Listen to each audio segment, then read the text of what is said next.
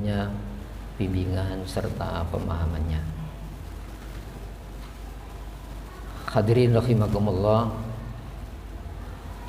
Islam dihadirkan sebagai satu-satunya, bukan salah satu. Jadi satu-satunya pilihan untuk pembekalan hidup. Sehingga Allah tegaskan setelah perintah puasa, syahrul Ramadan alladzi unzila fihil Quran. Bulan Ramadan kami turunkan di dalamnya Al-Quran. Yang Al-Quran itu hudan linnas, petunjuk secara khusus untuk manusia. Walaupun jin itu juga terkena syariat Al-Quran, tapi penekanannya kepada manusia. Karena kekhalifahan, wewenang untuk manajer dunia ini manusia. Maka hudan linnas, petunjuk jadi orang. Bukan sekedar itu, wabayinat, penjelasan-penjelasan. Bukan sekedar bayinat, tapi bayinat, banyak penjelasan. Minal huda, jenis pembekalan tadi. Wal furqon, dan jaminan garansinya adalah pembeda. Hadirin rahimakumullah, layaknya sebuah pembekalan, maka Al-Quran disebut Al-Bayan, penjelasan. Ya. Kenapa? Karena Al-Quran itu tadi dibekali argumentasi logis untuk diterima. Jadi bisa diteliti itu larangan Allah itu kenapa dilarang, perintah Allah itu kenapa diperintah. Itu ya. Karena bayinat itu penjelasan, ya, tidak sekedar dijelaskan satu saja. Berislam itu menggapai pahala. Itu kan penjelasan satu-satunya selama ini. Sehingga kadang-kadang orang menyimpulkan, saya tidak usah sedekah, cukup sholat kan dapat pahala. Itu dikhawatirkan. Karena apa? Pembekalannya ini tidak lengkap. Maka bayinat itu banyak penjelasan. Nah, sehingga karena penjelasan, ya, dikasih argumentasi untuk menerima. Sehingga larangan Allah itu memang yang paling tidak dibutuhkan. Kenapa? Itu bahaya itu. Perintah Allah itu paling dibutuhkan. Kenapa? Itu informasi valid tentang selamat. Gitu ya. Nah, makanya luar biasa. Satu di antara ajaran Quran itu apa? Puasa kan. Hadis ini hadirin rahimakumullah, sehingga puasa itu upaya protes terhadap bahaya. Bahaya yang mana yang paling bahaya? Kadang-kadang setan itu tertuju utama kesesatan manusia. Sesatkan setan, korupsi, sesatkan setan, pembunuhan, disesatkan setan gitu. Padahal setan itu nanti itu dibuka di dalam Al-Quran ya. Ini belum terjadi tapi sudah diinformasikan. Itu namanya petunjuk. Jadi petunjuk itu sebelum terjadi bahaya, antisipasinya gini loh. Ketika terjadi, bagaimana kita mensikapi? Itu Al-Quran. Di dalam surah Ibrahim. Nanti di rumah dibuka itu. Benar, setan itu satu-satunya tertuduh kesesatan orang. Di situ Allah tegaskan. Wa qala syaitan, antara ayat 19 sampai 21. Setan mengatakan, lamma qudiyal amru, saat diputuskan hal-hal perkara yang paling penting itu apa? Tidak ada, manusia itu tidak menghadapi masalah, dan masalah-masalah manusia itu penting semuanya. Kenapa? Yang distandati ini perbuatan manusia kan? Ketika mengambil ini perbuatan hukum. Milik siapa? Perintah siapa? Seperti halnya ketika kita tidak mengambil itu perbuatan hukum. Kenapa? Hanya manusia yang dikenapakan. Hadirin rahimakumullah, berarti semua urusan itu penting nanti di akhir begitu. Apa kata setan? Innallaha wa'adakum wa'dal haq. Allah sudah memberikan janji-janji yang semua janji Allah itu benar. Ya. Dan Allah tidak pernah mengingkari janji. Ketika kita mengambil larangannya, ancamannya muncul. Ketika kita mengambil perintahnya, janjinya muncul. Yang itu dalam doa Rasulullah Sayyidul Istighfar itu. Wa ana ala ahdika wa wa'dika. Aku hidup itu di atas janji dan ancaman. Nah, maka apa kata setan? Wa wa'atukum. Aku pun memberikan janji-janji. Bedanya fa akhlaqtukum, semua janji ku ingkari, tidak terbukti. Allah punya larangan, setan punya larangan. Allah punya perintah, setan bikin perintah. Kan gampang hidup ini. Itu ya. Hadirin rahimakumullah, bedanya aku ingkari semua janji-janji itu. Maka fala makana alaikum makana li alaikum min sultan. Aku tidak punya kuasa menyesatkan itu. Loh, setan mengatakan gitu loh. Aku tidak punya kuasa menyesatkan kamu. Mana wewenang setan itu? Illa anta'utukum fastajabtum li. Aku hanya punya wewenang mengajak. Tapi ajakanku kau respon katanya. Kau jawab ajakanku. Allah mengajak, ini larangan, jangan ya. Ini perintah, jangan ditinggalkan ya. Daya tarik kemana itu ya? Mari kita buktikan tanpa digoda naluriah manusia itu bisa sesat. Sebab disebutkan di dalam Al-Quran, walaqad khalaqnal insan, kami yang menciptakan manusia. Wa na'lamu ma tuwaswisu bihi nafsu. Saya jauh lebih tahu bisikan jahat nafsunya. Setan di situ. Enggak kan? Alladzi yuwaswisu fi syudurin nas minal jinnati wan nas. Paling banyak jin itu diwaspadai. Jin itu tidak mencetak uang, tapi nyuri uang kan bisa. Orang menungso ngingu jin, nyuri uang bisa. Apa jin punya percataan uang? Ono nomornya itu ya. Artinya hadirin rahimakumullah, bisa diperalat. Tapi ketika kita yang memperalat, itu ada syarat-syarat bagi mereka. Hadirin rahimakumullah, maka fastajabtum li. Sayang, ajakanku kau turuti. Ajakan Allah dan diwabris. Maka setan mengatakan apa? Fala talumuni. Jangan pernah kau menyalahkan saya. Apa yang disalahkan? Berarti apa? Kalau yang kita waspada itu setan di luar, iya, ada setan bangsa manusia yang disebut nafsu naluriah tabiat, yang itu tanpa digoda setan bisa sesat. Berarti salah kan ketika kita mewaspadai setan di luar, sementara diri kita tidak pernah kita waspadai. Maka walumu anfusakum, salahkan naluriah jiwa tabiatmu. Pernah kita waspada. Maka seluruh syariat Islam itu proteksi terhadap bahaya internal di dalam diri manusia. Dan itu menciptakan sistem kontrol, kekuatan kontrol yang di dalam Al-Quran disebutkan liulin nuha, bagi orang-orang yang memiliki daya cegah dari dalam. Hadirin rahimakumullah, di negeri kita kan banyak badan kontrol ya, lembaga kontrol, ada kepolisian, tidak menyelesaikan, ada BPK, tidak direken, ada KPK, apa KPK lagi, belum badan-badan kontrol swasta. Banyak sekali, dan itu kejahatan internasional, ya, corruption itu ya. Apakah badan-badan lembaga-lembaga kontrol itu menyelesaikan? Karena itu di luar.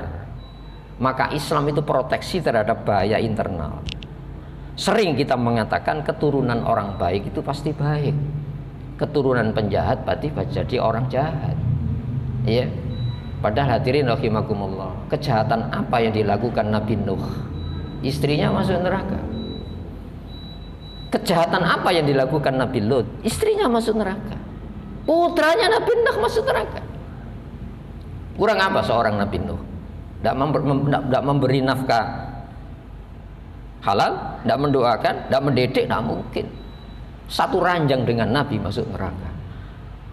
Kenapa demikian? Kita merasa aman, sementara kita tidak memiliki sistem kontrol yang itu orisinil dari Allah Subhanahu wa taala. Hadirin rahimakumullah, ada satu pertanyaan ya, mungkin itu pertanyaan kita semuanya.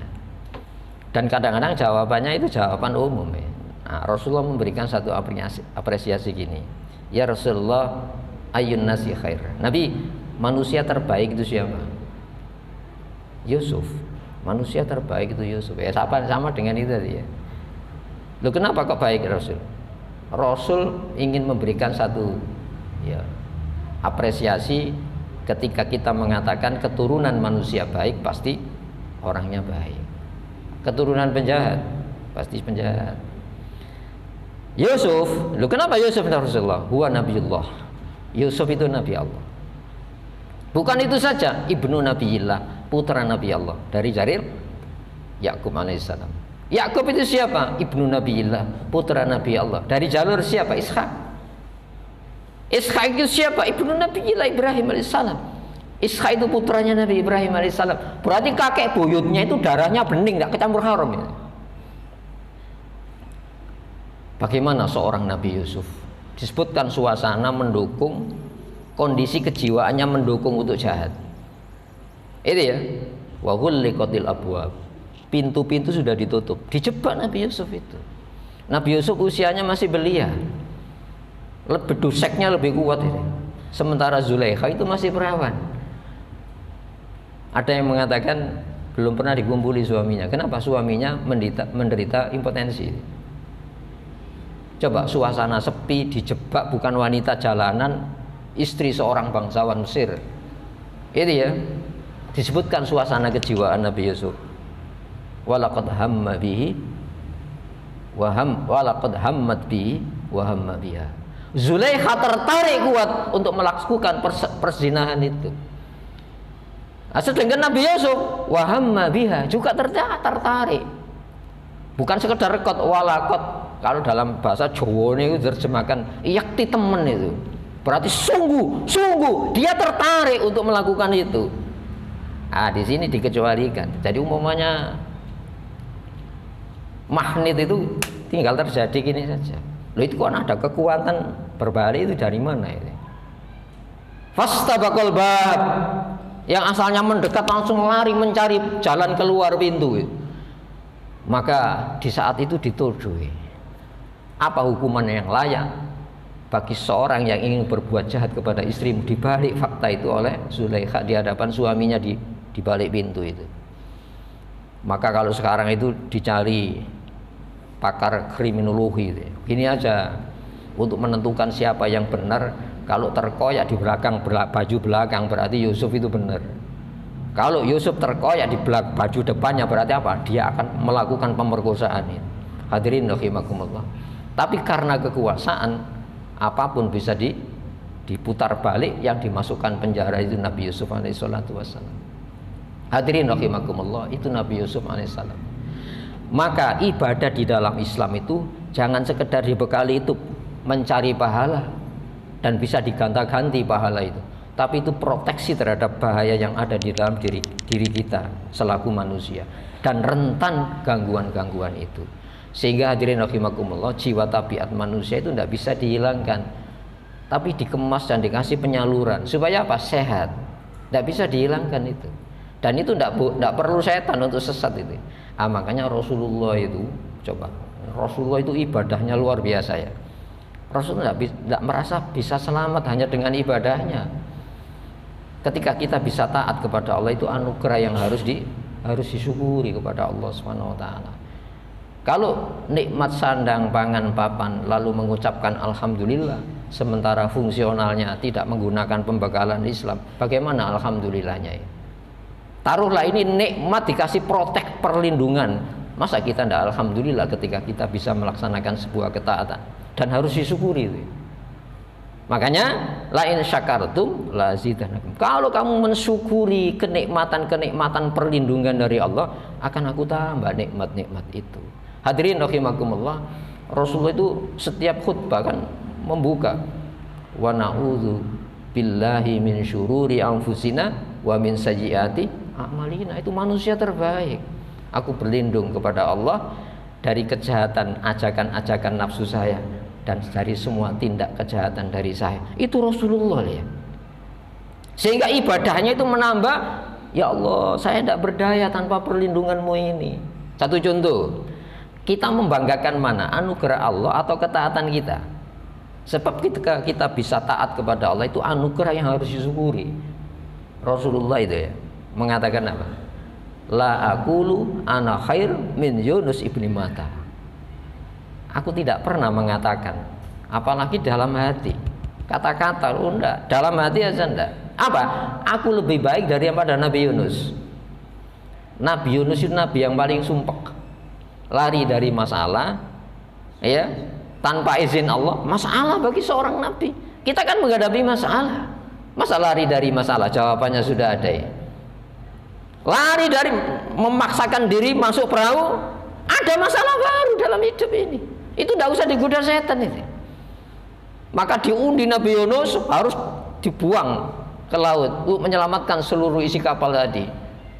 Dia sumpek di dalam sumpek ditolak umatnya, lari harus menghadapi undian, dimasukkan ke laut. Ketika di laut ditelan ikan, sumpek itu ya. Wanadha fid dzulumat. Dia menyeru-nyeru di dalam kegelapan itu. Allah ilaha illa anta subhanaka inni kuntu minadh dhalimin. Itu masalah-masalah kita. Masalah yang kita hadapi itu pasti ada jawabannya. Jangan mencari jawaban-jawaban dari setan. Iya, masalah harus dijawab dengan Allah yang menghadapkan permasalahan itu. Kalau jangan kita berhayal merubah bahaya jadi selamat, selamat jadi bahaya tanpa cara Islam. Mari kita kasih contoh. Nabi Musa itu ya kan dikejar. Alatnya sama air, tempatnya sama, lautan, waktunya bersamaan. Lu alatnya sama, waktunya sama. Itu ya, tempatnya sama. Itu menenggelamkan musuhnya Allah, tapi menyelamatkan Nabi Musa. Ayo kita bisa merubah bahaya tanpa cara dari Allah? Tidak mungkin. Maka yang harus dirubah itu mindset kita ini. Jangan merubah masalah. Masalah itu pasti ada jawabannya. Yang kita rubah itu mindset kita. Kita takut bahayanya alam. Siapa pencipta alam? Siapa yang menggerakkan daya pada alam? Itu Allah. Siapa yang memerintahkan membelah lautan? Itu Allah. Masuk lautan, itu Allah yang memerintahkan. Bagaimana Fir'aun masuk lautan tanpa perintah? Dengan membawa apa? Geram. Saya harus menghabisi umat Islam waktu itu. Hadirin rahimakumullah, yang bisa mengalahkan kekuatan Uni Soviet itu bukan Amerika. Mujahidin Afghanistan. Mujahidin Afghanistan itu bukan negara, perlawanan sipil itu. Perang 20 tahun menghadapi NATO. Berarti apa? Penasihat militernya itu 20 jenderal itu.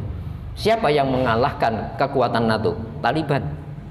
Siapa yang mampu menggoreng Israel pada hari ini? Itu Hamas. Hamas itu bukan negara, itu penguasa jalur Gaza. Itu kekuatan yang dimunculkan oleh Allah di dalam ibadah-ibadah Islam.